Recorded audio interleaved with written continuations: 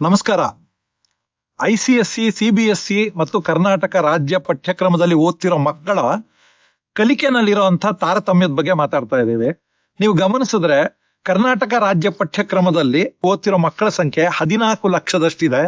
ಅದೇ ಕೇಂದ್ರೀಯ ಪಠ್ಯಕ್ರಮ ICSE, CBSE ನಲ್ಲಿ ಓದ್ತಿರೋ ಮಕ್ಕಳ ಸಂಖ್ಯೆ 80,000ದಷ್ಟಿದೆ.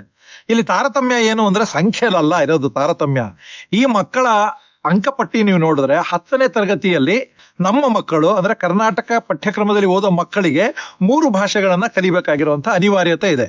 ಅಂದ್ರೆ ಅದು ಅದೇ ಕೇಂದ್ರೀಯ ಪಠ್ಯಕ್ರಮದಲ್ಲಿ ಮಕ್ಕಳಿಗೆ 2 ಭಾಷೆಗಳನ್ನ ಕಲಿಯುವಂತ ಒಂದು ಸವಲತ್ತಿದೆ.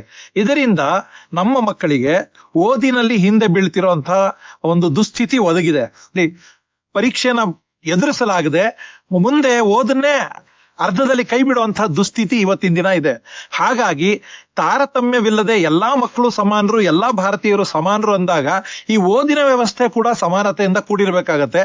ಹಾಗಾಗಿ ತುರ್ತಾಗಿ ಕರ್ನಾಟಕ ರಾಜ್ಯ ಸರ್ಕಾರ ತನ್ನ 10ನೇ ತರಗತಿಯಲ್ಲಿ ಏನು ಪರೀಕ್ಷೆಗಳಿದೆ ಅದರಲ್ಲಿ 5 ಸಬ್ಜೆಕ್ಟ್ಗಳು ಮಾತ್ರ ಇಟ್ಕೊಂಡು ಈ ಭಾಷಾ ಕಲಿಕೆಯ 3 ವಿಷಯಗಳಲ್ಲಿ ಒಂದನ್ನ ಕೈ ಬಿಟ್ಟು 2 ಮಾತ್ರ ಇಟ್ಕೋಬೇಕು.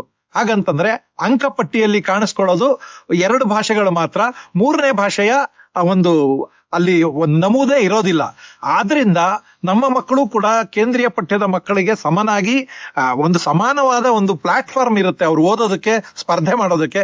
ಇಲ್ಲದೆ ಹೋದ್ರೆ ಅಸಮಾನ ಸ್ಪರ್ಧೆಯಲ್ಲಿ ನಾವು ಹಿಂದುಳಿಬೇಕಾಗತ್ತೆ. ಇದು ಗ್ರಾಮೀಣ ಮಕ್ಕಳ ವಿಷಯದಲ್ಲೂ ಕೂಡ ತುಂಬಾ ಹೆಚ್ಚು ಅನ್ವಯಿಸುತ್ತೆ ಇದ್ದಾರೆ. ಹಾಗಾಗಿ ಕರ್ನಾಟಕ ರಾಜ್ಯ ಸರ್ಕಾರ ಇದನ್ನ ಕ್ರಮ ತಗೋಬೇಕು. ಮುಖ್ಯವಾಗಿ 2 ಭಾಷೆ ಸಾಕು. 9ನೇ ತರಗತಿ 10ನೇ ತರಗತಿ ಅಂಕಪಟ್ಟಿಯಿಂದ 3ನೇ ಭಾಷೆನ ಕೈ ಬಿಡಬೇಕು. ಇಷ್ಟು ಹೇಳಿ ನನ್ನ ಆಗ್ರಹನ ಮಂಡಿಸ್ತಾ ಇದ್ದೀನಿ. ನಮಸ್ಕಾರ.